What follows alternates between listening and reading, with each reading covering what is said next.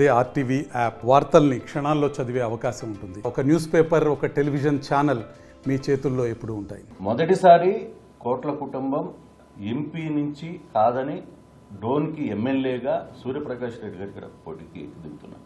అసలు ఎందుకు ఆయన ఎంపీని వదులుకొని ఇక్కడికి డోన్ కోసం ఎందుకు వచ్చారు అనే అంశం మీద ఆయనతో మాట్లాడే ప్రయత్నం అయితే చేద్దాం. సార్ నమస్తే సార్. సార్ ఏంటి అసలు మీరు మామూలుగా మీ కెరీర్ అంతా ఎంపీలు తర్వాత ఆ స్థాయిలో మీరు చేసినవాడు, కానీ ఈసారి అసెంబ్లీ వైపుకి ఎందుకు అడుగు పెడుతున్నారు? అనంతపూర్ కర్నూలు కలిసి బీసీకి ఇవ్వాలనే కాన్సెప్ట్తో వాళ్ళు ఒక ప్లాన్తో పోతున్నారు. బికాజ్ ఈ ప్రాంతంలో బీసీ ఎక్కువ ఉన్నారు, అనంతపూర్ కానీ కర్నూలు కానీ. అంటే బీసీస్ అంటే అందరూ రకాలే. లాస్ట్ టైం బోయర్కి ఇచ్చారు, ఈసారి ఇక కుర్వాకి ఏం చెప్పి ప్లాన్తో వచ్చారు. దానికి నాతో అడిగితే నేను ఒప్పుకున్నాను, ఎందుకంటే ఐ కాంట్ కోఆర్గనైజ్ ది క్యాస్ట్, మా దగ్గర క్యాస్ట్ ఎక్కువ ఉంది. సో ఫ్యూచర్ మాకు ప్రాబ్లమ్స్ ఉద్దేశంతో నేను వచ్చాను. ఇక్కడ బుగ్గన్నతో పోటీ చేయాలి, బుగ్గన్న హరాస్మెంట్ ఎక్కువైపోయింది, no one is happy here అని చెప్పి బాబు గారు చెప్తే నేను ఐ డెంట్ సే ఎనీథింగ్. ఇక్కడ ఒక క్యాస్ట్ కాన్సెప్ట్ ఏమంటే బీసీ అన్నప్పుడు నా నోరు బంద్ చేశారు. సో నాకు కూడా అన్ని కులాల మీద ప్రేమ, నాకు బీసీ నేను ఏ కులంగా కాదు.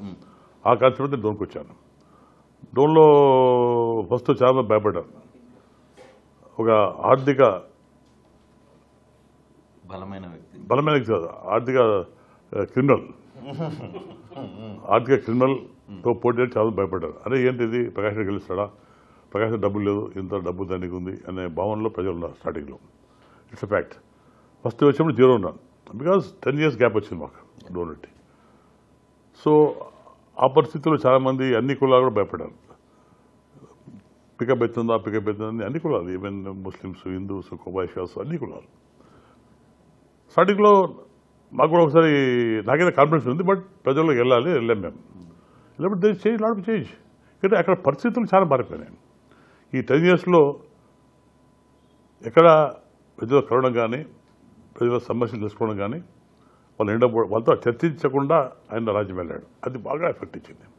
ముఖ్యంగా డోన్లో వైశ్యులు ఎక్కువ ఉన్నారు, వ్యాపారస్తులు, అదే మైనింగ్స్, ఇవన్నీ చాలా క్రూషియల్ టైం అనమాట. ఆ క్రూషియల్ టైంలో సపోర్ట్ చేయకుండా వాళ్ళు అరెస్ట్ చేశాడు. దాన్ని మా బయట రావాలి, లేకపోతే నేను కేసు పెట్టించాడు, మైన్స్ లీక్ చేసుకున్నాడు, రకరకాల ఇబ్బంది పెట్టాడు. ఇవన్నీ మా ఫ్యామిలీ చూసి, మా క్యారెక్టర్ చూసి, అరే వీళ్ళు కరెక్ట్ కదా, మనకు న్యాయం జరుగుతుంది ఉద్దేశంతో ప్రజలు supporting it me. Definitely I'm going to win. మరిన్ని వీడియోస్ కోసం ఛానల్ ని సబ్స్క్రైబ్ చేయండి, లేటెస్ట్ అప్డేట్స్ కోసం వాట్సాప్ ఛానల్ ని ఫాలో చేయండి, అండ్ లింక్ డిస్క్రిప్షన్ లో ఉంది.